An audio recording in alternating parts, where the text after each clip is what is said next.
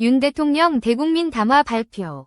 야당, 내란죄라며 광란의 칼춤 추고 있어. 비상계엄 선포에 대한 사과 발표 이후 닷새 만에 윤석열 대통령이 또다시 대국민 담화를 발표했다. 12일 윤 대통령은 야당, 내란죄라며 광란의 칼춤을 추고 있다. 라며 대선 불복을 했다. 라고 말했다. 윤 대통령은 저는 오늘 비상계엄에 대한 입장을 밝히기 위해 이 자리에 섰다. 라며 야당은 비상계엄 선포가 내란죄에 해당한다며 광란에 칼춤을 추고 있다. 라고 말했다.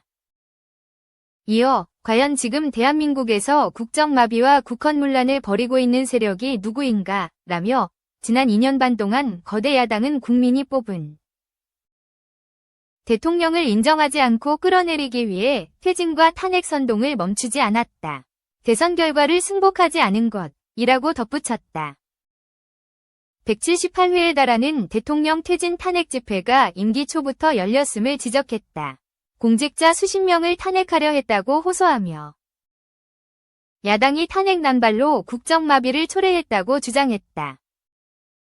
윤 대통령은 자신들의 비위를 덮기 위한 방탄 탄핵을 벌이고 공직기관과 법질서를 완전히 무너뜨렸다. 라며 뿐만 아니라 위헌적 특검 법안을 27번이나 발의하면서 정치 선동 공세를 가해왔다.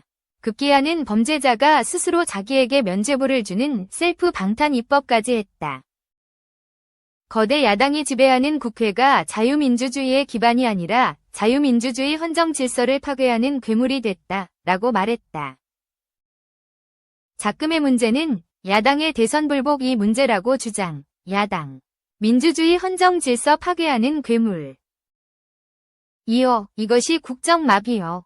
국정마비 상황이 아니면 무엇이란 말인가? 라고 따졌다.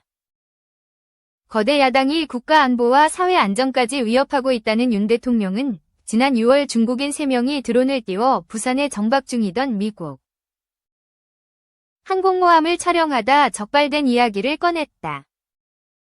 이들의 스마트폰과 노트북에서는 최소 2년 이상 한국의 군사시설을 촬영한 사진들이 발견됐다고 전하면서 지난달에는 40대 남성이 드론으로 국정원을 촬영하다 붙잡힌 사건도 꺼냈다. 그는 현행 법률로는 외국인의 간첩 행위를 간첩죄로 처벌할 길이 없다.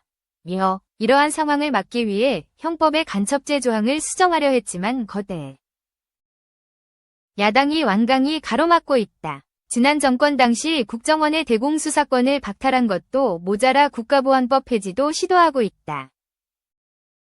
국가안보를 위협하는 간첩을 잡지 말라는 것 아니냐? 라고 따졌다. 이어 북한의 불법적인 핵무장과 미사일 위협 도발에도 GPS 교란과 오물 풍선에도 민주노총 간첩 사건에도 거대 야당은 이에 동조할 뿐 아니라 오히려 북한 편을 들면서 이에 대응하는 정부를 흠집내기만 했다며 북한의 불법 핵 개발에 따른 유엔 대북 제재도 풀어야 한다고 주장한다.